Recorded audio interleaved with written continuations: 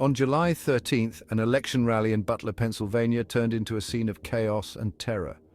What was supposed to be a routine political event quickly spiraled into a nightmare. Former President Donald Trump was the target of a brazen assassination attempt.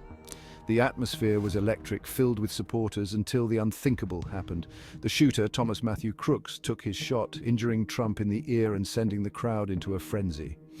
Panic ensued as people scrambled for safety, unsure of what was happening. But how did this happen? How did a man with a firearm get so close to a former president?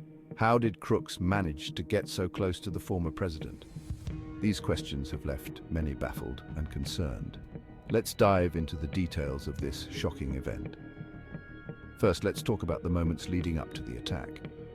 The rally was meticulously planned, with security measures in place. Crooks was no ordinary attendee. He blended in with the crowd, but his intentions were far from innocent. Just hours before, he flew a drone within 200 yards of the rally site, scouting the area. This was a calculated move, indicating premeditation. Described as a loner, Crooks used mechanical equipment to access the rally. He had the tools and the knowledge to bypass security. His firearm, equipped with a collapsible stock, making it easier to conceal. This allowed him to carry the weapon undetected. He had planned this meticulously, one more. Every detail was thought out, from his entry to his escape route.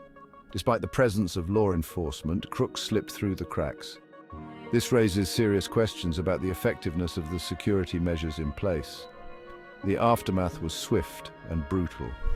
Emergency services rushed to the scene, but the damage had already been done. One spectator lost their life and 2 others were injured. The human toll of this attack was devastating. The shooter was neutralized by snipers, but the damage was done. The event had already been marred by violence. Now let's address the elephant in the room: security failures. How could this have been prevented?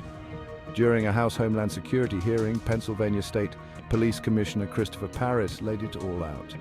He detailed the lapses that allowed this tragedy to occur.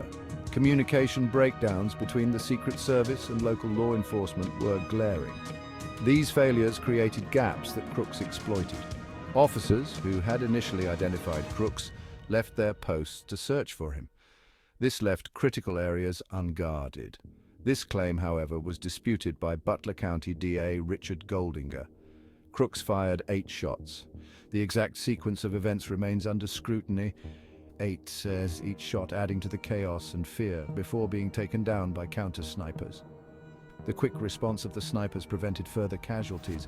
The investigation is ongoing, but one thing is clear: the security protocols failed. This incident has exposed significant vulnerabilities, and what about the motive? What drove Crooks to commit such a heinous act? Despite numerous interviews and a full-scale investigation by the FBI, Crooks' reasoning remains shrouded in mystery. Was it political, personal, or something else entirely? We may never know. The true motive might remain an enigma forever, but this incident has sparked a crucial conversation about the protection of public figures. How can we ensure their safety in an increasingly volatile world? The need for robust security measures at political events has never been more urgent. This is a wake-up call for all involved. This tragic event serves as a stark reminder. Security must be vigilant, communication must be seamless, and every potential threat must be taken seriously. Stay safe, stay informed. Thank you for watching.